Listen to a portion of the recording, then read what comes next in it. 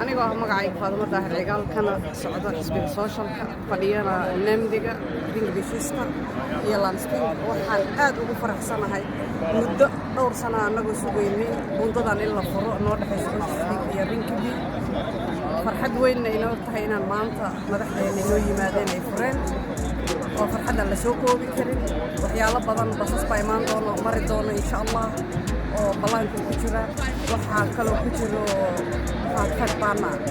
tareen yar oo gaaban oo sidii gaariga oo kale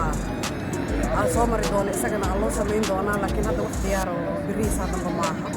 waxyaalo badan ka soo socda turistana wax badan ay faa'iideynaysaa labada xaafadood ma kala jirto waad u jeedaa bundada yarta u dhaxaysa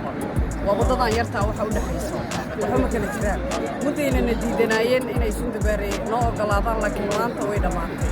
danaayeen saan u aragna anaga ama shakhsi ahaan aan u arkaya aniga Ringbi maadaama barbalankeedu badan yahay inay barbalanka Ringbi ay isku soo furay ay ka xirnaato wax kala ma aha ilaa waxba isma jirto gaari baa la isku qaadan waa la isku kala lugeynayay xaafadda dhankaas la isaga baxaa oo la isu tagaa waa barbalanka iyo baabuurta dhaqsida ku soo gali karta oo haday wax halkan ka dhacaan ay u soo talaabi karaan waa waxa waxay ka cararayeen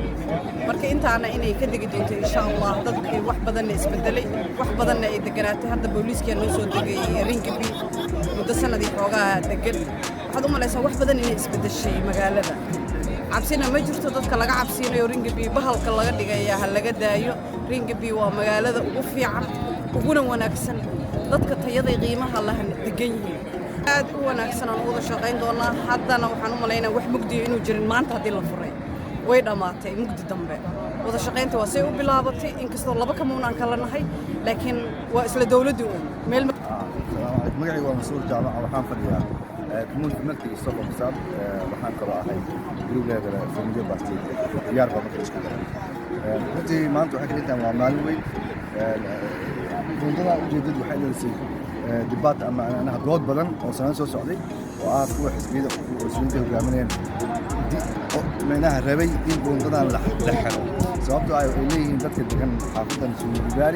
waxay ku abuuraysaa qalqal iyo cabsi maadaama xaafadahan Ringbi ay ku leeyihiin dadka oo maqaadiyada inkastoo taas waxba ka jirin dadka meesha kuna waa dad shaqaysta waa dad oo ay laftooda wala wax yar oo criminal ay wax ka dhigay xaafadan inay yihiin marka waxay kala ka soo horjeedaan ummadda inay saddex socdaan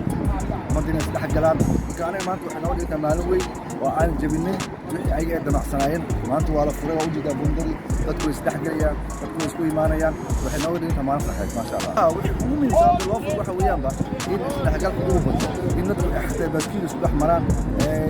isku lugeeyaan marka